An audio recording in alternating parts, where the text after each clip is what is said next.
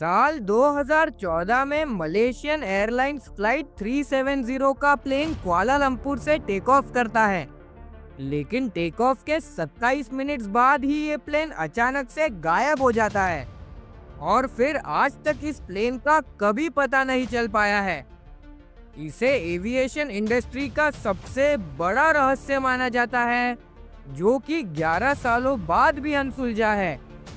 आप देख रहे हैं क्यूरियस एपिसोड्स और आज हम फ्लाइट MH370 के लापता होने की कहानी के बारे में जानेंगे। 8 मार्च 2014 की रात को 12:42 पर मलेशियन एयरलाइंस का ये पैसेंजर प्लेन कुआलालंपुर मलेशिया से बीजिंग चाइना के लिए टेक ऑफ करता है। इस प्लेन में टोटल 227 पैसेंजर्स, 10 फ्लाइट अटेंडेंट्स और 2 पायलट्स थे। 2 पायलट्स में से एक थे कैप्टन जहारी अहमद शाह, जो कि मलेशियन एयरलाइंस के सबसे सीनियर पायलट्स में से एक थे, और फर्स्ट ऑफिसर थे फारिक अब्दुल हमीद, जो कि अपनी फ्लाइट ट्रेनिंग जल्द ही कंप्लीट करने वाले थे। टेक ऑफ के 27 मिनट्स बाद लगभग 1:08 पर ये प्लेन मलेशियन कोस्टलाइन को क्रॉस करके साउथ चाइना सी की एयर स्पेस में एंटर हो गया। ये प्लेन 1:19 तक बिना किसी प्रॉब्लम्स के अपने डेस्टिनेशन की ओर बढ़ रहा था, और इसी समय पर कॉकपिट ने एयर ट्रैफिक कंट्रोल को एक रूटीन मैसेज भी भेजा, जिसमें बताया गया कि प्लेन 35,000 फीट की ऊंचाई पर उड़ रहा था और वियतनामीज एयर स्पेस की ओर बढ़ रहा था। लेकिन ये कैप्टन जहारी की ओर से मिलने वाला आखिरी मैसेज था, और 1:30 पर यह प्लेन रडार से गायब हो गया। क्योंकि ये प्लेन वियतनामीज एयर स्पेस में एंटर होने के 18 मिनट्स बाद गायब हुआ था, इसलिए एयर ट्रैफिक कंट्रोल ने लगातार 18 मिनट्स तक इस प्लेन से कांटेक्ट करने की कोशिश की, लेकिन उन्हें प्लेन की ओर से कोई भी रिस्पांस नहीं मिल रहा था, और इसीलिए उन्होंने कुआलालंपुर के एयर ट्रैफिक कंट्रोल को इसके बारे में इन्फॉर्म कर दिया। ATC प्रोसीजर्स के हिसाब से अगर प्लेन लापता हो जाता है तो ATC को 1 घंटे के अंदर अंदर ही एरोनॉटिकल रेस्क्यू कोऑर्डिनेशन सेंटर से कांटेक्ट करना होता है। हालांकि इस केस में ATC ने लैंडिंग के समय का इंतजार करने का फैसला किया और इमरजेंसी सेंटर को 4 घंटे बाद इन्फॉर्म किया।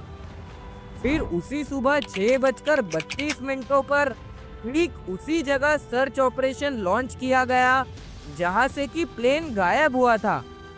7 देशों की 34 शिप्स और 28 प्लेन्स ने फ्लाइट MH370 को गल्फ ऑफ थाईलैंड और साउथ चाइना सी की बॉर्डर पर ढूंढा, लेकिन अनफॉर्चुनेटली उन्हें प्लेन का कोई भी सुराग नहीं मिला। इस समय तक अब पूरी दुनिया को इस घटना के बारे में पता चल चुका था। कुछ दिनों बाद 12 मार्च को ये खबर आई कि MH370 का ये प्लेन सिविल रडार से गायब हो गया था, लेकिन एक मिलिट्री रडार ने उस रात इस प्लेन को स्पॉट किया था। हैरानी की बात तो ये है कि इस मिलिट्री रडार के हिसाब से प्लेन को आखिरी बार 2:22 पर देखा गया था, लेकिन ये साउथ चाइना सी के आसपास भी नहीं था। ये प्लेन अंडमान और निकोबार आइलैंड्स की डायरेक्शन में उड़ रहा था। ये वो खबर थी जिसने सभी को चौंका दिया था, और सभी लोग ये सोच रहे थे कि ये प्लेन कहाँ चला गया होगा और उसने अपनी डायरेक्शन क्यों बदली होगी।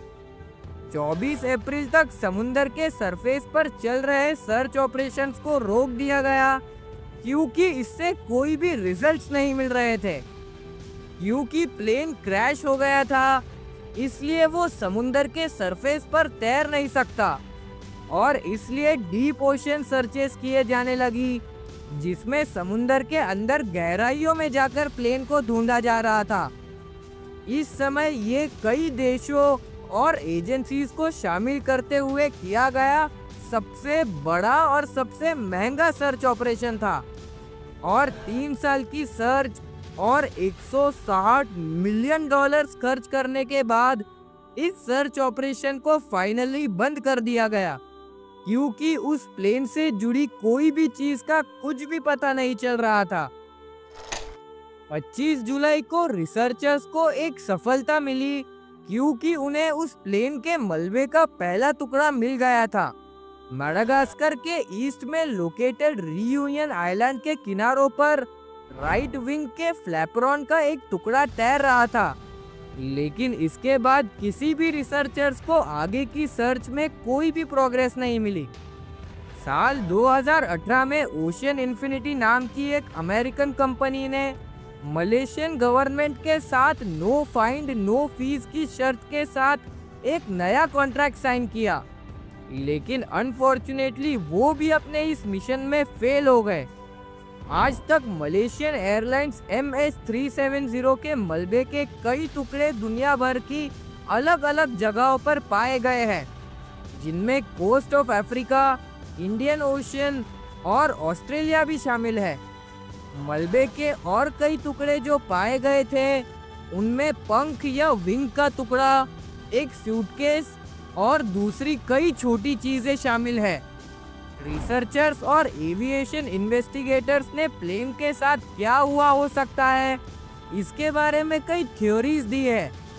रिसर्चर्स का कहना है कि ये पॉसिबल है कि पायलट या को पायलट ने गलती की होगी जिससे कि प्लेन क्रैश हो गया हो।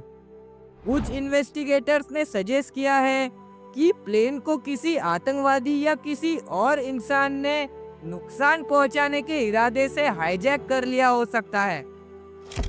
दूसरी कुछ थ्योरीज के हिसाब से प्लेन में मैकेनिकल इशू हुआ होगा या आग लग गई होगी, जिसके कारण प्लेन कंट्रोल खोकर क्रैश हो गया होगा। मेडागास्कर के एक मछुआरे से लिए गए एविडेंस का एक इम्पोर्टेंट हिस्सा MH370 के पायलट्स में से एक को जानबूझकर इस दुर्घटना का कारण बताता है। कुछ एविएशन एक्सपर्ट्स ने इस व्यू पर सवाल उठाया है कि प्लेन के लैंडिंग गियर के खुलने के लिए सिर्फ पायलट ही जिम्मेदार हो सकता है। उन्होंने स्ट्रक्चरल फेलियर की ओर इशारा किया। हालांकि ये ध्यान रखना इम्पोर्टेंट है कि ये थ्योरीज प्रूव नहीं की गई है और इन थ्योरीज का सपोर्ट करने के लिए कोई ठोस सबूत भी नहीं है। प्लेन के गायब होने की असली वजह अभी तक पता नहीं चल पाई है। MH370 के गायब हो जाने से इस प्लेन में सवार पैसेंजर्स और क्रू के परिवारों पर गहरा असर पड़ा है। इसने एयर ट्रैवल की सेफ्टी और सिक्योरिटी को लेकर भी सवाल खड़े कर दिए हैं और प्लेन्स के लिए बेहतर ट्रैकिंग और कम्युनिकेशन सिस्टम्स की मांग की है। MH370 की खोज जारी है और कई लोगों को उम्मीद है कि एक ना एक दिन इस प्लेन के गायब हो जाने का रहस्य सुलझ जाएगा।